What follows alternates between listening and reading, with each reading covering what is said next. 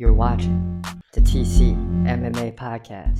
Now, in fight 3, this is arguably other than the main event, this is arguably the fight of the night. Mateusz Gamrot, 24-2, takes on the always tough Dan Hooker, 23-12. Don't let those 12 losses fool you, though. This is a guy that's very capable of winning this fight, but Mateusz Gamrot has been very tough in his career. I mean, when you're in 26 fights and you only lose 2, it's hard to see that type of guy lose, but you never know. Let's get into that one. In the lightweight division at UFC 305, oh baby, you got Mateusz Gamrot taking on Dan Hooker. This is the best division in the UFC. Obviously, lightweight division, every fight is important, and this one is no different. Mateusz Gamrot, 24-2. That's ridiculous. Dan Hooker, 23-12. Gamrot's a slight favorite. Well, 2-1 favorite in this fight. Let's see if it holds up. Dan Hooker, 2 inches taller at 6 feet. He's 34. Gamrot, 33. Seems like Gamrot's younger, but he's not. Dan Hooker has a 4-inch reach advantage. He's a switch stance fighter. Gamrot fights southpaw or left-handed. Hooker more active, 5.1 significant strikes per minute to 3.1 for Gamrot. But the takedown game is completely the opposite. Gamrot lands nearly 2 takedowns per round. Dan Hooker, he wants to keep the fight standing where he's got an advantage.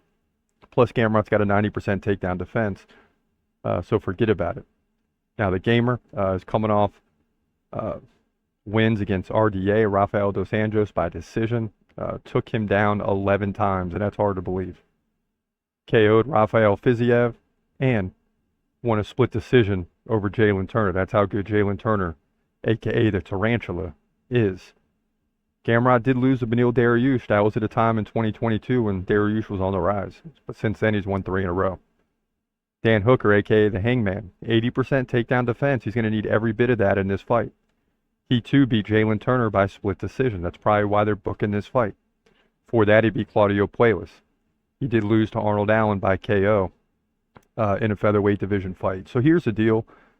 You got a striker versus a takedown specialist in Mateusz Gamrot, right? So then you look at the striker's takedown defense. Dan Hooker, very good, right?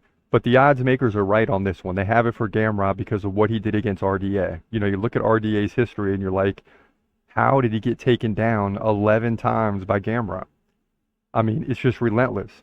And Gamrot's found a way to win fights this way. It may not be pretty. It may not always be a KO, but he learned his lesson against Beneil Dariush, right? He learned his lesson. He did have 4 takedowns in that fight, but he got outstruck. So he's like, you know what? 4 takedowns isn't enough. I need 11, right? Or 6, like he did against Arman Tsarukyan. So that's the key to victory. He will do that in this fight. He will take down Dan Hooker at will. Forget the 80% takedown defense because Gamrot's going to keep coming. I like him to win this fight by decision, possible submission, but I'm not so sure on that. I believe it's more likely to go to a decision for Gamrot here, in my opinion. He'll move to 25-2 with the victory. Lightweight division, UFC 305. Yeah, and you got to love this fight. Lightweight division is the best. Yes! Yes! No doubt about it. And it's a tough pick. But, I've been watching Mateusz Gamrot since the beginning. I like this guy. He's very capable of rising to the top. Yeah, he had the setback against Dariush, but now Dariush is, I don't want to say irrelevant, but he's fallen off very quickly, which we've seen guys do as they get up into the higher 30s.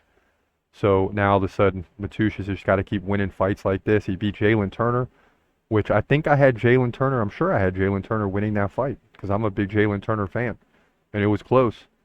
But Mateusz Gamrot proved himself in that one and got the victory. So you got to go with him in this fight. He's gonna fight, wait, he's gonna fight, wait, hold your breath till the end of the night. Last fight of call, UFC at its height, yeah. Bringing that thunder with all his might, saying step up, wanna fight, hold up, think twice, gladiator assassin, reckless, no abandon, walk through that cage, he'll leave your ass stranded.